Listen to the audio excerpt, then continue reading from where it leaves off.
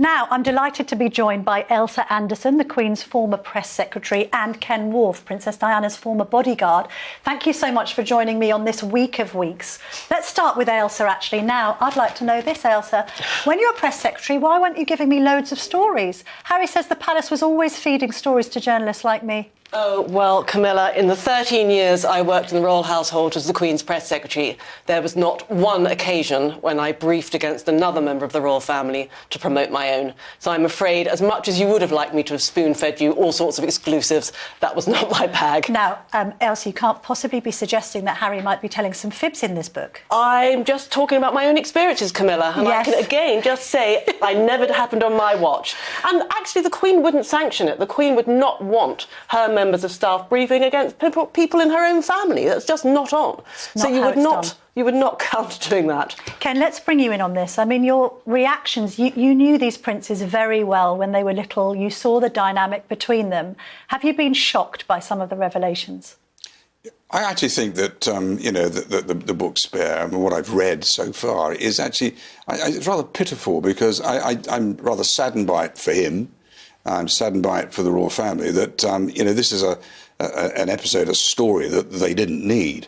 And, people talk about revelations.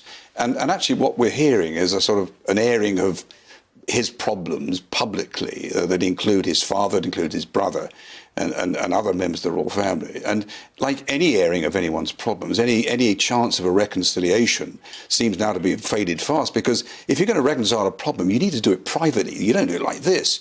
And there are so many things that have come out of this. And of course, I remember them both as two very young children.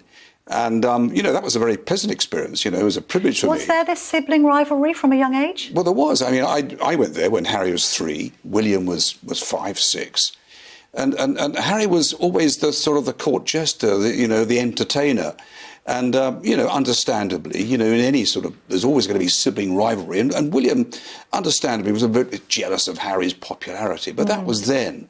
But, be under no mistake that even at that age, Harry, as a 5-year-old, I remember, was clearly under the knowledge that he was never going to be king. I mean, there's that interesting story that I remember travelling to Highgrove one weekend, which we did, and there's Diana driving. The nanny of the late Olga Powell is refereeing this fight on the back seat. And suddenly, out of nowhere, Harry sort of leans across to William and said, "It's all right for you.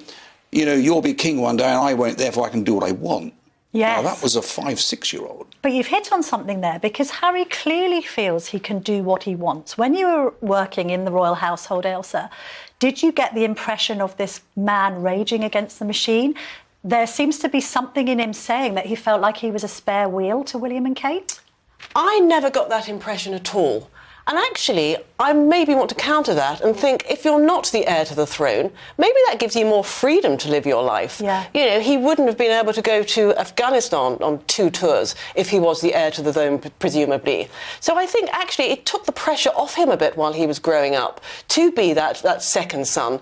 And do you know what, Camilla, in what family isn't there rivalry between siblings? Yeah. I know myself. I'm sure you do. But he paints this picture of people like you having to manage these complex relationships, diary clashes, personality clashes. He paints a picture of Charles and indeed William, and by association, Catherine, as being cold and unfeeling people that didn't hug.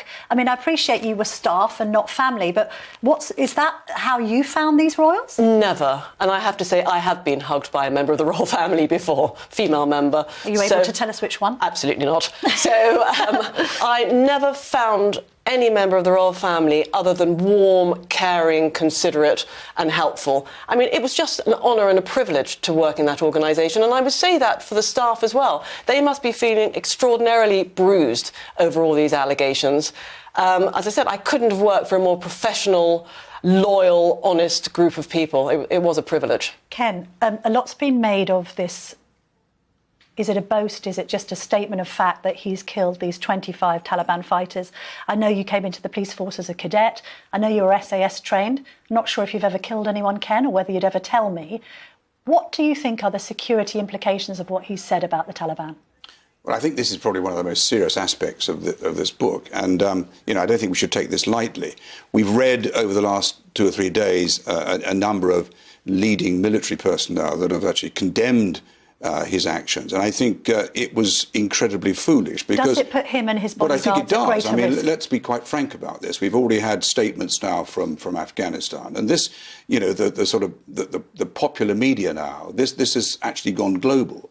And, you know, I was talking just a moment ago about, look what happened to Salman Rushdie recently. Nobody anticipated an attack like that. So I think Harry now and his security, wherever that might be, seriously needs to reassess his own security and that of his family, because we live in very dangerous times. So to make that statement was an incredibly rude one to make, which brings on the question of why didn't someone really sort of advise him, go through this, prove this book, and identify the areas that were likely to cause him a problem.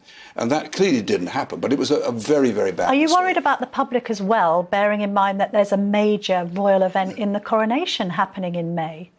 Well, already, you know, the security arrangements of that are well underway, and that will now become part of the problem.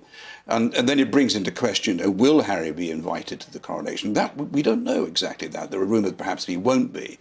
But you know, it will. There are serious implications of that statement that seems to me to have now dominated the world's media, and rightly so. It's put aside, you know, the fight in Nottingham Cottage. It's put aside the falling on the dog board. I mean, you know, we can laugh at that, but the actual implication surrounding the fact that he shot 25 Afghan whatever was a huge mistake on his part. And also briefly, Ken, before I come back to you, Ailsa, you oversaw the arrangements around Princess Diana's funeral in 1997.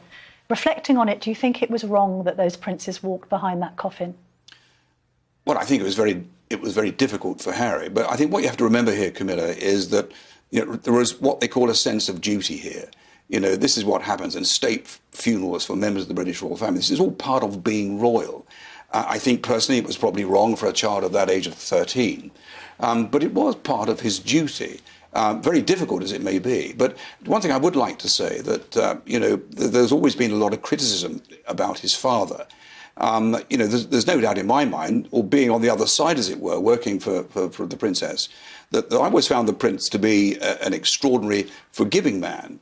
And one thing that I see now is that he would like to find a way and would wish to find a way to reconcile himself. Yeah, that's in the papers this morning, well, this suggestion that he I'm wants sure to he make will peace. do. There's no doubt about that. Very, very briefly, Ken, Diana's thoughts on this? She'd be devastated, wouldn't she? Well, she would be devastated, but Diana herself did exactly the same thing. So were she alive, you know, she would say to Harry, look, I think you're making a big mistake. You know, Yes. Listen, look what I did. Ailsa, you worked with her professionally, you knew her well. There's been reports in the papers today and yesterday saying this devastated the Queen in her final years. I mean, what do you think she made of all this? I think she would be absolutely devastated. What the Queen wanted was an institution to go forward, and I have absolutely no doubt the institution will go forward. This is not a crisis. I mean, we've seen an abdication in 1936. That was a crisis. This is not a crisis. This is a bump in the road, shall we say. But I do think this would have affected the Queen horribly. She'd lost her husband, who was her strength and stay, and now she's got this awful rift with her grandchildren and her son. I mean, the people that you speak to at the palace still, I'm sure you still have friends there. Do they say that it did adversely affect her as she was in her final weeks and months, do you think? I think it would be something certainly discussed. And you can see whether it was her lack of mobility, but in the last year or so of her reign, she was winding down. She was not doing as much as she did previously. And I think this family row, blatantly public family row, was bound to have an effect on her mentally and physically.